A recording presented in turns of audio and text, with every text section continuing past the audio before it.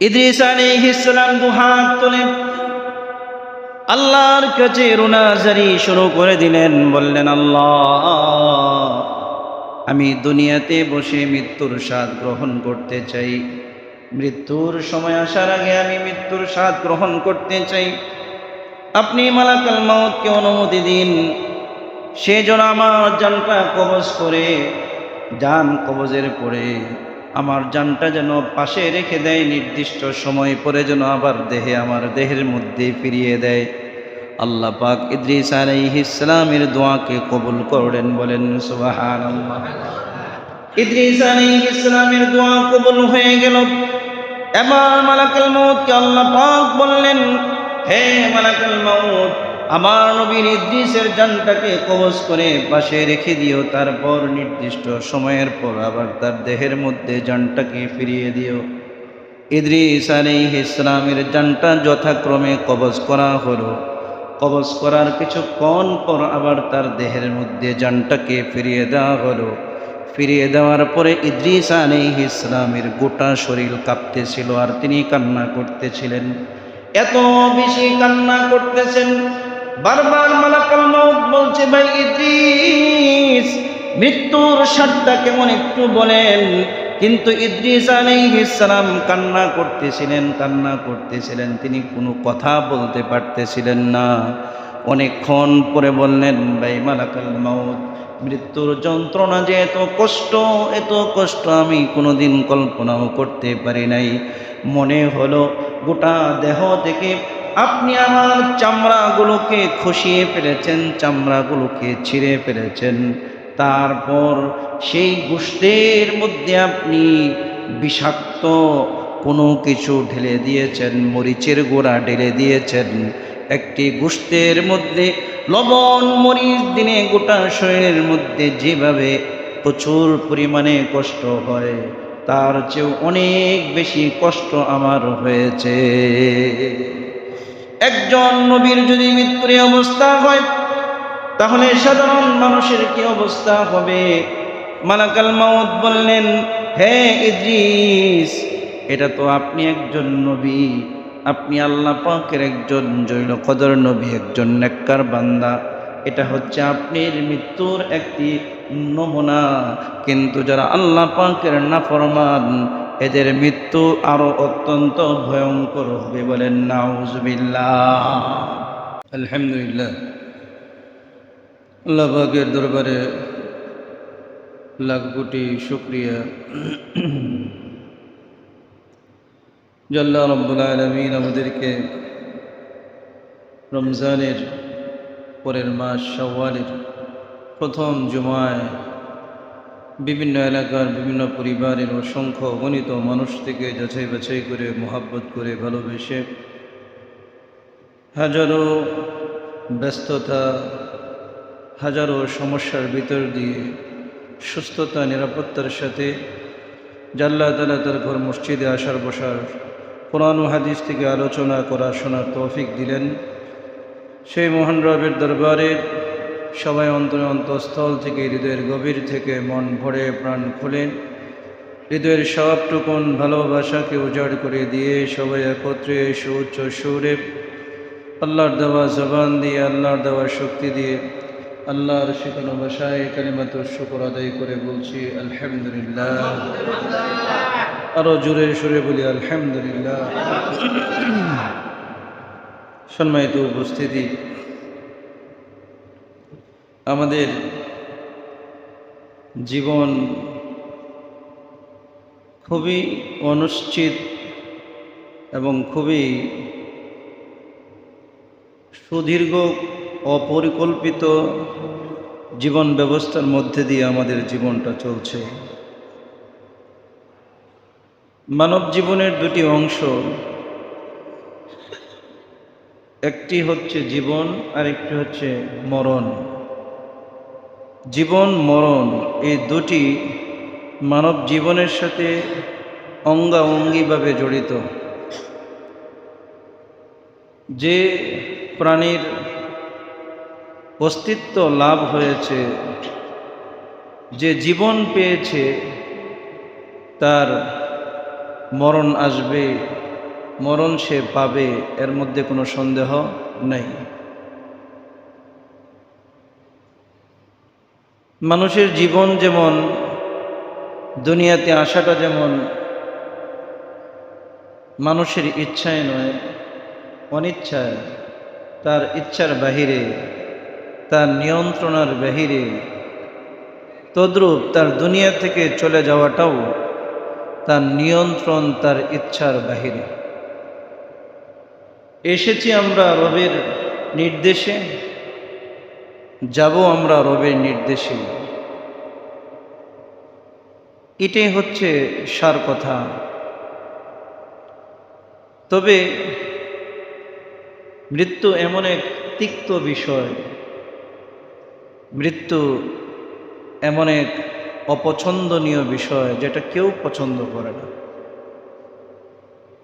সমস্ত মানুষ বাঁচতে চায়, কেউ মরতে চায় না। কারণ সমস্ত মানুষ যখন দুনিয়ার স্বাদ পেয়ে যায়, তখন সে আর দুনিয়া ছাড়তে চায় না। এটাই দুনিয়ার নীতি।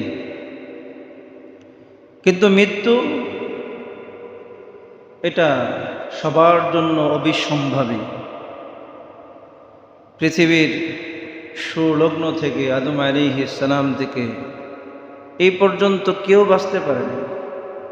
কোনো নবীরা বাঁচতে পারে নাই, কোনো ওলি আউলিয়া গাউস কুতুব, আল্লাহর জমিনে যারা আল্লাহর প্রিয় ছিলেন তারা কেউ বাঁচতে পারে না। যারা গোটা পৃথিবী রাজত্ব করেছেন তারাও কেউ বাঁচতে পারেন নাই।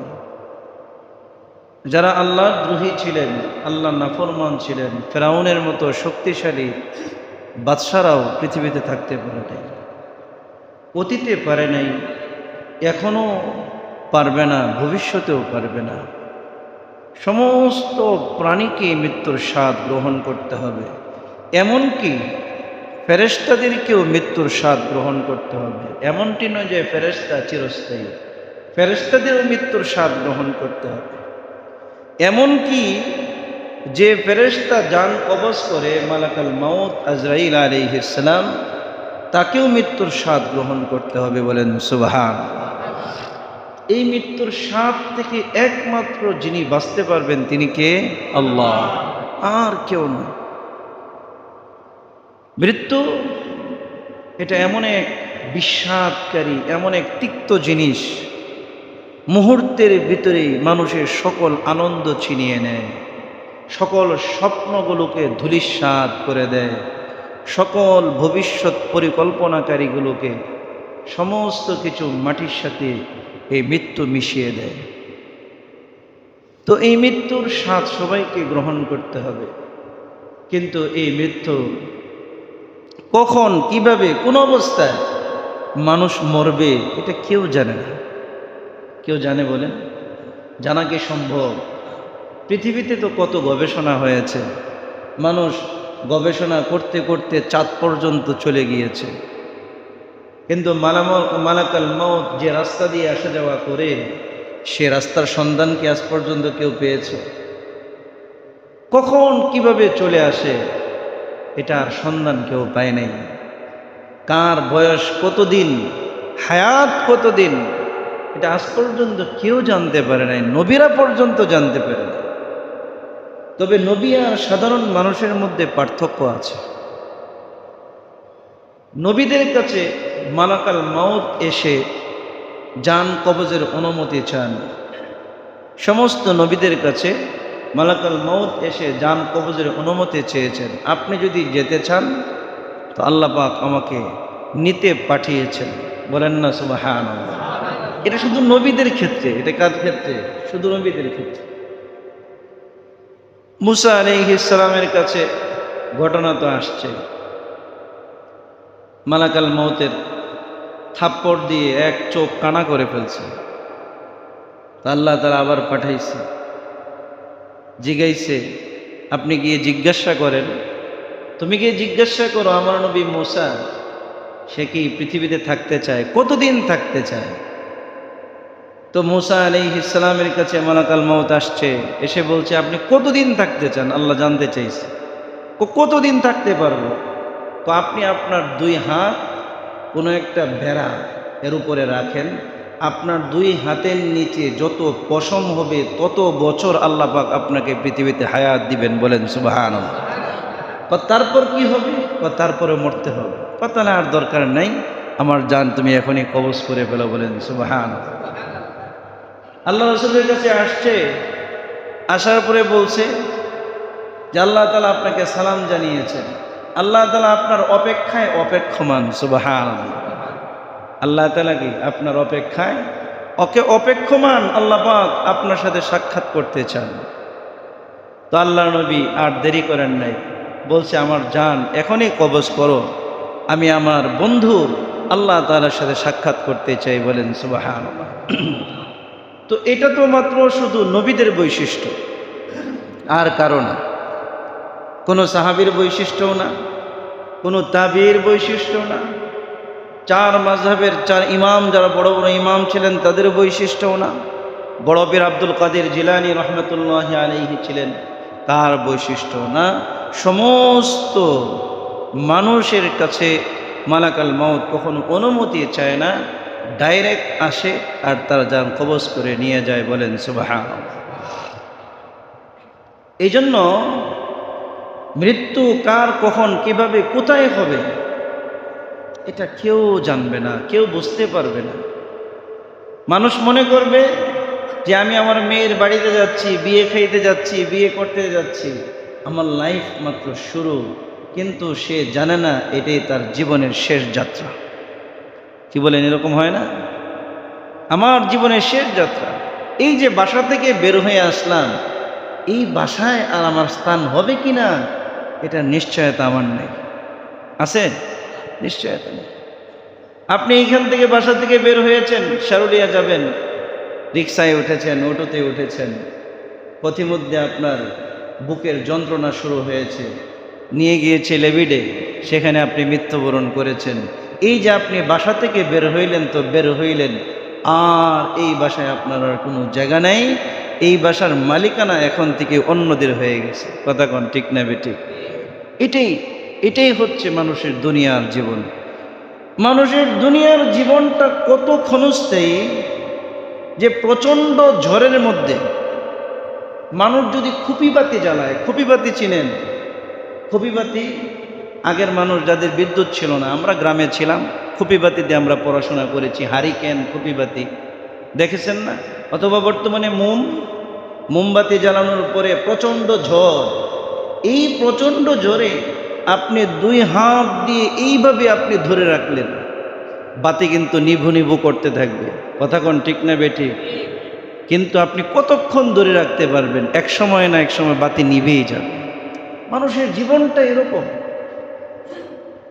আমাদের চোখের সামনে একদিনের বাচ্চাও মারা গেছে, 1 বছরের বাচ্চাও মারা গেছে, 10 বছরের বাচ্চাও মারা গেছে, বিবাহের উপযুক্ত কন্যা মারা গিয়েছে, বিবাহের উপযুক্ত যুবক মারা গিয়েছে, বিসিএস ক্যাডার হয়েছে, মারা গিয়েছে। আমার এক পরিচিত, আমি যেখানে দীর্ঘ 7 বছর তারাবি পড়িয়েছি, 2000 থেকে 2006 সাল পর্যন্ত, 2001 থেকে 7 সাল পর্যন্ত, কিশোরগঞ্জ হোসেনপুরে আমি যে বাসায় থাকতাম, ওনার 2 ছেলে, বড় ছেলে টাঙ্গাইল মির্জাপুর ক্যাডেট থেকে ও লেভেল পাশ করে সে আর্মিতে কমিশনারে ঢুকেছে, সেখান থেকে সে আস্তে আস্তে ক্যাপ্টেন থেকে তারপর আপনার ব্রিগেডিয়ার, তারপরে জেনারেল, কি হয়। তো তার লাস্ট বিয়ে করেছে নতুন, মেয়েও হচ্ছে আর্মির ডাক্তার, মেয়ের মা বাবা দুজনে ডাক্তার। আমি বিয়েতে গিয়েছি, বিশাল জাঁকজমক অবস্থা। বিয়ের পরপরেই তার ট্রেনিং ছিল বাহিরে, ট্রেনিং থেকে আসছে, 6 মাসের ট্রেনিং শেষ করে আসছে, আসার পরে বাসায় বিশাল আনন্দ উৎসব, বিশাল রকমারি খাবারের আয়োজন করেছে। তো দীর্ঘদিন পর্যন্ত সে একটি অনুশাসনের ভিতরে ছিল, খাবার দাবার সীমিত ছিল। সে যেহেতু বাসায় অনুষ্ঠান হচ্ছে, মোটামুটি পেট ভরে খেয়েছে। খাওয়ার পরেই আপনার পাতলা পায়খানা শুরু হয়েছে। বাসা থেকে একজন মেজর নতুন মেজর হয়েছে, সে অসুস্থ হইলে তার পেছনের ডাক্তারের অভাব নেই, ডাক্তারও আছে, সরকার থেকে লোক নিয়োগ আছে। অ্যাম্বুলেন্সে উঠিয়েছে আপনার তার বাসা থেকে কুর্মিটোলা হসপিটাল মাত্র হচ্ছে 2 থেকে 3 মিনিটের রাস্তা। এইখান থেকে উঠিয়ে কুর্মিটোলা হসপিটালে নিয়ে যাওয়ার মাঝপথে এই ব্যক্তি মারা গেছে। নতুন মেজর হয়েছে, তার জীবনে কত স্বপ্নই না ছিল, নতুন বিয়ে করেছে, তার জীবনে কতই না স্বপ্ন ছিল, কিন্তু সমস্ত স্বপ্নগুলো মৃত্যু এসে ধূলিসাৎ করে দিয়েছে। এটাই হচ্ছে মানুষের জীবন। মানুষ কি মনে করে? মানুষ মনে করে আমার তো এখন মরার বয়স হয় না। মরার কোনো বয়স নাই। কি বলেন? মরার কি কোনো বয়স আছে? মরার কোনো বয়স নেই। তো আমরা মৃত্যুর তারিখ জানি না, মৃত্যুর স্থানও জানি না, কি অবস্থায় মৃত্যু হবে সেটাও পর্যন্ত জানি না। এমনকি মালাকাল মাউত নিজেও সে জানে না, মালাকাল মাউতও সেটা জানে না। জানে নির্দিষ্ট সময় যখন আসে তখন জানে, এর আগ পর্যন্ত সেও জানে না। বলেন সুবহানাল্লাহ। মানুষের মৃত্যু হয় কিভাবে? বিভিন্ন প্রাণীর মৃত্যু হয় একভাবে, আর মানুষের মৃত্যু হয় আরেকভাবে। সমস্ত প্রাণীর বেঁচে থাকার জন্য 3টি জিনিস আবশ্যক। 1 হচ্ছে পানি, 2 হচ্ছে খাদ্য, 3 হচ্ছে অক্সিজেন। এই 3টি জিনিস বিহীন কোনো প্রাণী এই পৃথিবীতে বাঁচতে পারবে না। এই 3টে জিনিস ব্যতীত কোনো প্রাণী এই পৃথিবীতে বাঁচতে পারবে না, মানুষও না, কোনো গরু ছাগলও না। 3টি জিনিস তার লাগবে। জীবন ধারণের জন্য আল্লাহ পাক 3টে জিনিসকে আবশ্যক করে দিয়েছেন। 1 হচ্ছে খাবার, 2 হচ্ছে পানি, 3 হচ্ছে তার অক্সিজেন। অর্থাৎ সে বাতাস নিবে, বাতাস ছাড়বে, এই হচ্ছে অক্সিজেন। এই 3টি জিনিস প্রতিটি প্রাণীর জন্য বাধ্যতামূলক। এই 3টি জিনিস মানুষের ক্ষেত্রে একভাবে আসে, আর প্রাণীদের ক্ষেত্রে আরেকভাবে আসে। বলেন সুবহানাল্লাহ। প্রাণীদের ক্ষেত্রে কিভাবে আসে? প্রাণীরা নিজেরা এটা কামায়। কিভাবে কামায়?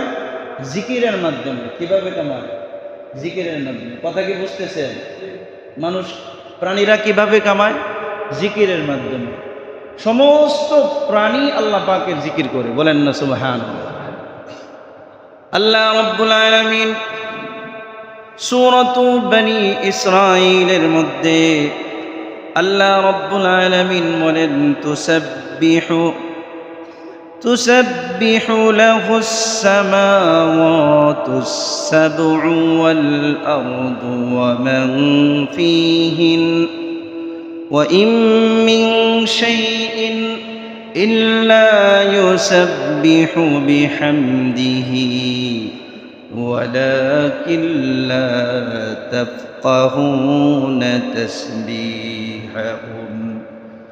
আল্লাহ রাব্বুল আলামিন বলেন, সপ্তম আসমান, সপ্তম জমিন, এই সপ্তম আসমান জমিনের মধ্যে যত প্রাণী আছে, তোমরা 2 চোখে যাদেরকে দেখো অথবা যাদেরকে দেখো না, সমস্ত প্রাণীগুলোই সদা সর্বদা আল্লাহ পাকের জিকির করতে থাকে। বলেন সুবহানাল্লাহ। সমস্ত প্রাণীগুলো জিকির করে। আসমানে যত প্রাণী আছে সমস্ত প্রাণী জিকির করে, যত ফেরেশতা আছে সমস্ত ফেরেশতারা জিকির করে। আল্লাহ পাক এত ফেরেশতা বানিয়েছেন, কিছু কিছু ফেরেশতা জন্মের পর থেকে এই যে সিজদার মধ্যে পড়ে তারা তাসবিহ পড়ছে, কিয়ামত পর্যন্ত তারা তাসবিহ পড়তে থাকবে। বলেন সুবহানাল্লাহ।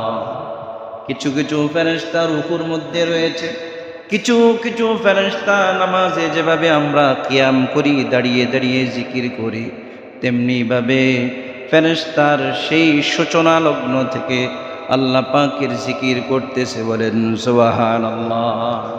শুধু এতটুকুই নয়, আমরা যে সকাল সন্ধ্যা সূর্যকে অস্তমিত হতে দেখি, সূর্যকে উদয় হতে দেখি, হাদিস শরীফের মধ্যে এসেছে আল্লাহর নবী বলেন, যে সূর্য যখন অস্তমিত হয় আল্লাহর আরশের নিচে সিজদায় পড়ে যায় আর বলতে থাকে, আল্লাহ, আজকে তো সারাদিন আমি উদিত হয়েছিলাম, আগামীকালকে কি উদিত হব নাকি অস্তমিতই থাকব?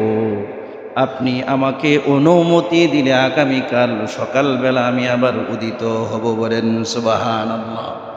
কোরআন খুলে দেখুন, আল্লাহ রাব্বুল আলামিন কোরআনে কারীমে আল্লাহ রাব্বুল আলামিন বলেন, আম্মান জাআলাল আরদা قرارا وجعل خلالها أنهارا وجعل لها رواسي وجعل بين البحرين حاجزا। আল্লাহ রাব্বুল আলামিন বলেন, কুল আরাইতুম ইন জাআলাল্লাহু আলাইকুমুল লাইলা সারমাদান ইলা ইয়াউমিল কিয়ামা। আমি আল্লাহ রাব্বুল আলামিন যদি এই যে রাত্র দিলাম, এই রাতকে যদি কিয়ামত পর্যন্ত আমি লম্বায়িত করি, যদি লম্বা করে দেই, তাহলে কিয়ামতের আগে এই রাতকে আর কেউ দিন পরিণত করতে পারবে না। কথা কোন ঠিক না বেটি? আল্লাহ তাআলা বলেন, আমি যদি এই রাতকে কিয়ামত পর্যন্ত লম্বা করে দেই, কে আর দিন বানাবে? দিন বানানোর কেউ আছে? আবার যদি এই দিনকে কিয়ামত পর্যন্ত আমি লম্বা করে দেই, যে কোনো দিন রাত আর হবে না, তাহলে এই দিনকে রাত বানানোর ক্ষমতা কি কারো আছে? বলেন, আছে? কারো নেই।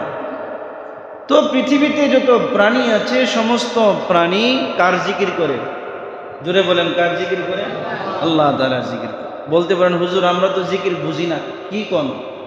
হাঁস তো দেখছি থই থই করে, কুকুর ঘেউ ঘেউ করে, বিড়াল মেউ মেউ করে, মুরগি মোরগ কক কক করে। কথা কন ঠিক না বেটি? কিন্তু প্রতিটা প্রাণী তার ভাষায় আল্লাহ পাকের জিকির করে। বলেন সুবহানাল্লাহ। এখন বলতে পারেন, প্রাণীদের ভাষা তো আমরা বুঝি না, আমরা কি পৃথিবীর সমস্ত মানুষের ভাষা বুঝি? কথা কয় না। প্রাণীদের ভাষা তো পরের কথা, পৃথিবীতে যে মানুষ কথা বলে 5,000-এর উপরে মানুষ, 5,000 ল্যাঙ্গুয়েজের উপরে মানুষ কথা বলে। কত হাজার? 5,000 ল্যাঙ্গুয়েজ পৃথিবীতে চলমান। কি ভাই, 5,000 ল্যাঙ্গুয়েজ কি পৃথিবীতে চলমান? যে ভাষায় মানুষ কথা বলে, আপনি আমি কয়টা ভাষা বুঝি? চায়নার মানুষ যদি এখানে মিম্বারে বৈশা যদি আপনার বক্তব্য দেয়, আপনি কি বুঝবেন বলেন তো? বুঝার কোনো শক্তি আছে? হ্যাঁ, আমাদের দেশেই তো চিটাঙ্গে মানুষ যদি এখানে বৈশা কথা বলে, আপনি শতকরা 10টা কথা বোঝা আপনার জন্য কঠিন হয়ে যায়। সেটাও তো বাংলা ভাষা। কথা কোন ঠিক না বেটি? তো সমস্ত প্রাণীরা কি করে? আল্লাহ পাকের জিকির করে। এই জিকিরের মাধ্যমে তার কাছে পানি আসে, খাদ্য আসে, আর তার কাছে অক্সিজেন আসে। আর যখন তার জিকির বন্ধ হয়ে যায়, সব কিছু তার কাছ থেকে উঠিয়ে নেওয়া হয়, তখন তার মৃত্যু হয়ে যায়। বলেন সুবহানাল্লাহ। এখন আসেন, আমরা যে 3টা জিনিস পাই, আমরা নিঃশ্বাস গ্রহণ করি, বাতাস ছাড়ি, পানি পান করি, আর আমরা খাদ্য খাই। এই 3টা জিনিস তো আপনার আমার কাছে খুব সহজ মনে হয়। কি বলেন? খুব সহজ মনে হয় যে পৃথিবীতে নিঃশ্বাস আছে, আমি নিতেছি, ছাড়তেছি।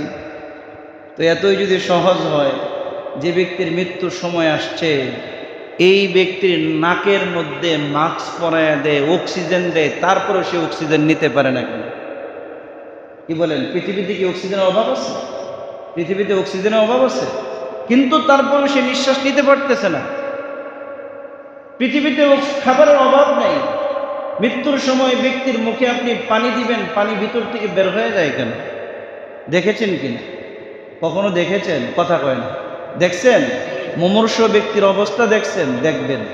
মুমূর্ষ ব্যক্তির মুখের মধ্যে পানি দিবেন, ঠোঁট দিয়ে বেয়ে পড়িয়ে যায়। ঠোঁট দিয়ে বেয়ে কি ভিতর থেকে পানি পড়ে যায়? তো পানির অভাব আছে, এই ব্যক্তি পানি পান করতে পারতেছে না কেন?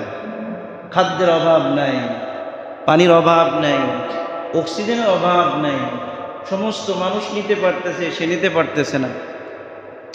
এর মানে হলো, খাদ্য আমি নিজে সংগ্রহ করি না, রিজিক আমি নিজে সংগ্রহ করি না, পানি আমি নিজে সংগ্রহ করি না, অক্সিজেনও আমি নিজে নিতে পারি না। আল্লাহ পাক ফেরেশতাদের মাধ্যমে সব কিছু আমার কাছে পৌঁছান, বলেন সুবহানাল্লাহ। ফেরেশতার মাধ্যমে কি আল্লাহ তাআলা সব কিছু পৌঁছান। কোরআনে কারীমে আল্লাহ তাআলা সেই আয়াতের ব্যাখ্যায় বলেন, আল্লাহ তাআলা বলেন, লাহু মুআক্কিবাতুম মিন বাইনি ইয়াদাইহি ওয়া মিন খালফিহি ইয়াহফাজুনাহু মিন আমরিল্লাহ। আল্লাহ তাআলা বলেন, ফেরেশতারা আল্লাহ পাকের নির্দেশে বান্দার ডান দিক থেকে তাকে হেফাজত করে, বাম দিক থেকে হেফাজত করে, পিছন দিক থেকে হেফাজত করে, সামনের দিক থেকে হেফাজত করে। আল্লাহ তাআলা এক একটা মানুষের পিছনে মুফাসসিরিনে কেরাম বলেন কমপক্ষে 18 জন ফেরেশতা নিযুক্ত করে রেখেছেন, বলেন সুবহানাল্লাহ। 1-2 জন নয়, 18 জন ফেরেশতা। এই 18 জন ফেরেশতা মানুষকে বিভিন্নভাবে হেফাজত করে।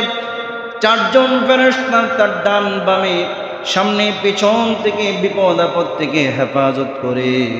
3 জন ফেরেশতা, একজন তার পানি সংগ্রহের কাজে নিয়োজিত থাকে, আরেকজন তার খাদ্য সংগ্রহে নিয়োজিত থাকে, আরেকজন অক্সিজেন সংগ্রহের কাজে ওই ফেরেশতারা নিযুক্ত থাকে, বলেন সুবহানাল্লাহ।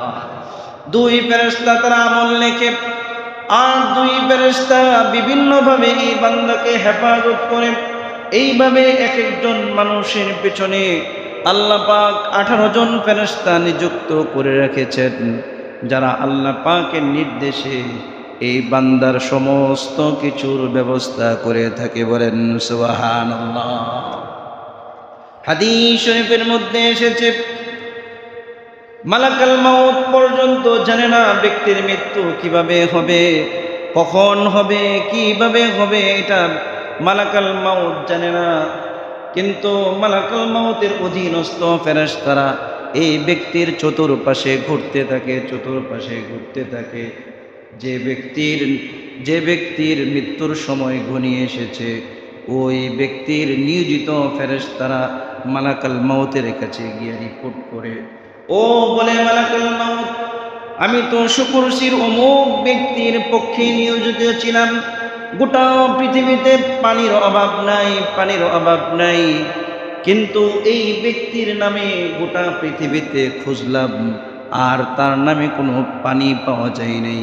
গোটা পৃথিবীতে খাদ্যের অভাব নেই, কিন্তু এই ব্যক্তির নামে যে রিজিকের বাজেট ছিল গোটা পৃথিবীতে খুঁজেছি, তার জন্য আর কোনো খাবারের বাজেট নাই। গোটা পৃথিবীতে অক্সিজেনের অভাব নেই, কিন্তু এই ব্যক্তির নামে যে অক্সিজেন ছিল গোটা পৃথিবীর মধ্যে খুঁজলাম, এই ব্যক্তির নামে আর কোনো অক্সিজেন নাই। মাত্র কয়েকটি অক্সিজেন ছাড়া আর কোনো অক্সিজেন এই ব্যক্তির নামে নাই। ওই ফেরেশতা যখন সপ্তম আসমানের উপরে মালাকুল মাউতের অফিসে গিয়ে রিপোর্ট করে, রিপোর্ট করার সাথে সাথেই ওই যে মালাকুল মাউতের সামনে একটি হায়াত নামক গাছ আছে। এই হায়াত নামক গাছের মধ্যে অনেকগুলো পাতা আছে।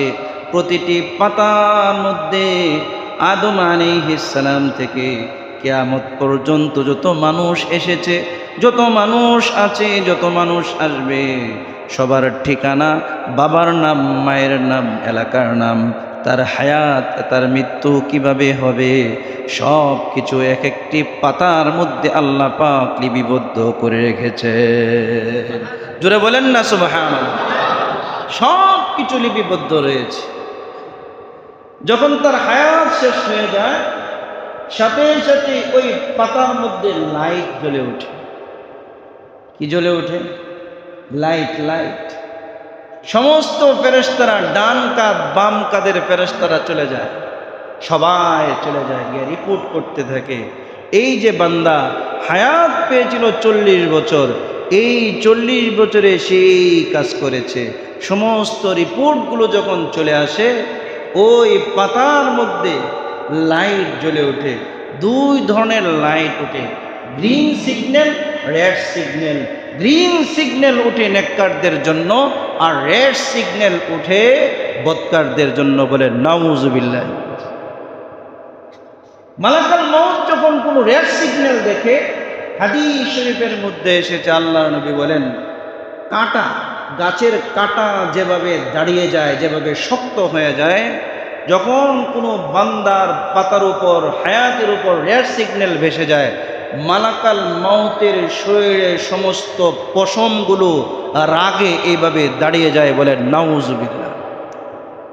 রাগে এইভাবে দাঁড়িয়ে যায়, এত রাগান্বিত হয়, এত রাগান্বিত হয় যে মালাকাল মউত অত্যন্ত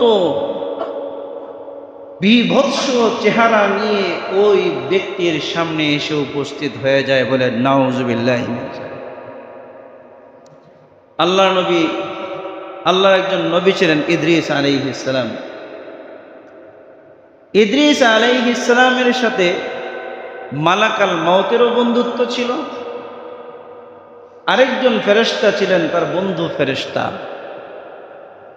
ইদ্রিস আলাইহিস সালাম পৃথিবীর প্রথম নবী, যিনি ছিলেন জ্যোতির্বিজ্ঞানী, যিনি তারকা সম্পর্কে আল্লাহ তাআলা যাকে সায়েন্স শিখিয়েছিলেন, আকাশ সম্পর্কে যাকে আসমানি জ্ঞান আল্লাহ তাআলা দিয়েছিলেন। ইদ্রিস আলাইহিস সালাম ছিলেন তৎকালীন সময়ের সর্বপ্রথম একজন বিজ্ঞানী নবী। ইদ্রিস আলাইহিস সালাম যখন ক্লাস করাইতেন, তখন হাজার হাজার মানুষ, বিভিন্ন প্রাণী, বিভিন্ন ধরনের আল্লাহ তাআলার প্রাণীরা তারা ক্লাসের মধ্যে আসত। ইদ্রিস আলাইহিস সালামের এই অবস্থা দেখার জন্য একজন ফেরেশতা আল্লাহর কাছে অনুমতি চাইলেন, আল্লাহ, আমি আপনার নবী, প্রিয় নবী ইদ্রিসের ক্লাসে, ইদ্রিসের কাছে যেতে চাই আর তার কাছ থেকে আসমানি ইলম শিখতে চাই। বলেন সুবহানাল্লাহ। যে আসমানি ইলমের মাধ্যমে আল্লাহ তাআলা মানুষকে সমস্ত সৃষ্টির উপর প্রাধান্য দিয়েছে, শ্রেষ্ঠত্ব দিয়েছে। বলেন সুবহানাল্লাহ। আল্লাহ তাআলা মানুষকে যে ফেরেশতার উপর শ্রেষ্ঠত্ব দিয়েছেন, কিসের দ্বারা? সম্পদের দ্বারা? কথা কয় না। জ্ঞানের দ্বারা, এলেমের দ্বারা। কিসের দ্বারা? এলেমের দ্বারা। কোন এলেম? আসমানি এলেম, যে এলেম আল্লাহ তাআলা জিবরাইল আলাইহিস সালামের মাধ্যমে নবীদেরকে দিয়েছেন। বলেন সুবহানাল্লাহ। ইদ্রিস আলাইহিস সালাম, মালাকাল মউত একদিন তার কাছে আসছে। ইদ্রিস আলাইহিস সালাম বললেন, মালাকাল মউত, তুমি মানুষের জান যে কেমনে কবজ করো, আমি মৃত্যুর আগে মৃত্যুর স্বাদ গ্রহণ করতে চাই। তুমি আমার জান কবজ করবা, কিছুক্ষণ রেখে দিবা, তারপর আবার জানটা আমার দেহের মধ্যে দিয়ে দিবা। মালাকাল মউত বলে, আল্লাহর নবী ইদ্রিস, এটা তো আমার হাতে নাই। আমি ইচ্ছা করলে কাহারও জান কবজ করতে পারি না। যার জান কবজ করে ফেলি, তার দেহে আর কখনো জান ফিরিয়ে দেওয়া হয় না। তুমি এক কাজ করো, আল্লাহর কাছে দোয়া করো, আল্লাহ তাআলা যদি তোমার দোয়া কবুল করেন, আমাকে অনুমতি দেন, তাহলে আমি তোমার মনের আশা পূরণ করতে পারবো। বলেন সুবহানাল্লাহ। ইদ্রিস আলাইহিস সালাম দুহাত তুলে আল্লাহর কাছে রুনাজারি শুরু করে দিলেন। বললেন, আল্লাহ, আমি দুনিয়াতে বসে মৃত্যুর স্বাদ গ্রহণ করতে চাই। মৃত্যুর সময় আসার আগে আমি মৃত্যুর স্বাদ গ্রহণ করতে চাই। আপনি মালাকাল মউতকে অনুমতি দিন, সে যেন আমার জানটা কবজ করে, জান কবজের পরে আমার জানটা যেন পাশে রেখে দেয়, নির্দিষ্ট সময় পরে যেন আবার দেহে, আমার দেহের মধ্যে ফিরিয়ে দেয়। আল্লাহ পাক ইদ্রিস আলাইহিস সালামের দোয়াকে কবুল করলেন। বলেন সুবহানাল্লাহ। ইদ্রিস আলাইহিস সালামের দোয়া কবুল হয়ে গেল। এবার মালাকুল মউতকে আল্লাহ পাক বললেন, হে মালাকুল মউত, আমার নবীর ইদ্রিসের জানটাকে কবজ করে পাশে রেখে দিও, তারপর নির্দিষ্ট সময়ের পর আবার তার দেহের মধ্যে জানটাকে ফিরিয়ে দিও।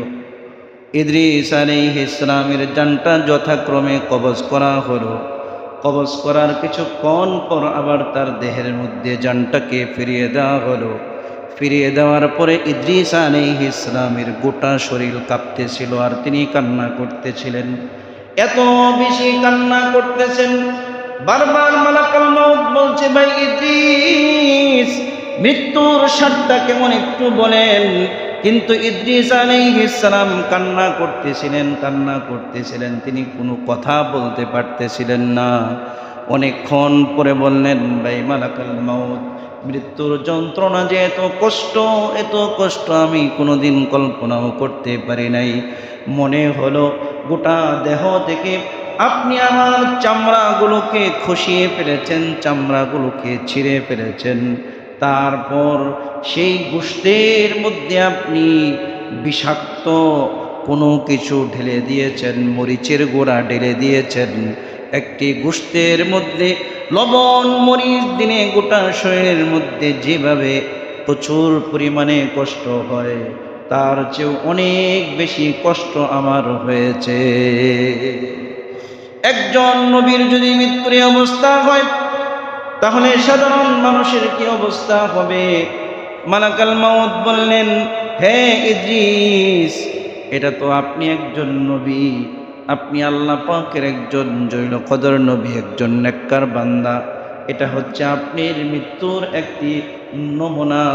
কিন্তু যারা আল্লাহ পাকের নাফরমান, এদের মৃত্যু আরো অত্যন্ত ভয়ঙ্কর হবে। বলেন নাউজুবিল্লাহ।